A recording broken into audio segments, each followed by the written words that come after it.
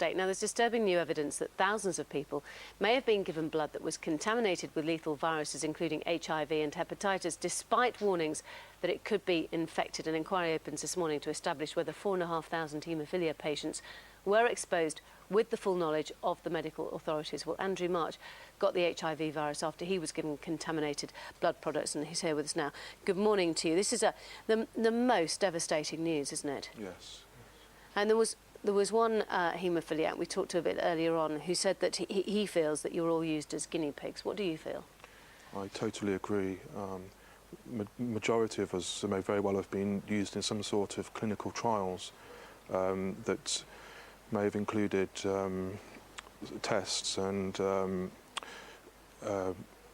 trials of products which may have contained viruses, and perhaps they've done this instead of using chimpanzees and other alternatives. You were 9, I think, when you were. Yes. Your parents were sent a letter, I think, asking you to go for an HIV test. So. Asking us to go for an AIDS test. I was asking you to go for an AIDS test, and that proved positive. It did eventually, yes. I'm not entirely sure if the results were given then. They were offering the results 11 days later, but so long ago I can't recall. There were fewer tests done on blood in those days, weren't there? Yes, yeah, there were. But nevertheless, Lord Robert Winston, who is a world-renowned medical academic, dubbed it as the worst treatment disaster in the history of the NHS. What do you feel?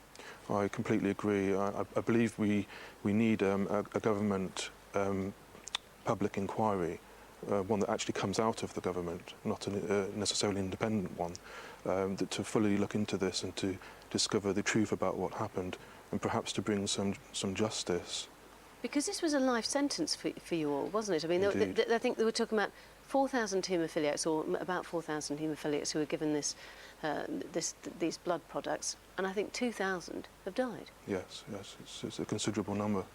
And tell me what your parents' reaction was when you were asked at 9 years old to go and get these results. Well, they were sort of thrown into a whirlwind. They were utterly devastated. In some ways, they've never really come to terms with it. They've lived in fear for many years of any kind of the stigma, other things, backlash of any kind. But we've always wanted the truth to come out. And how are you? I'm not too well, but it could be better. Most of it's in my mind, really. It's the way it affects you psychologically. Physiologically, I'm not exactly fading away, but it's a collection of different viruses, so they take their toll.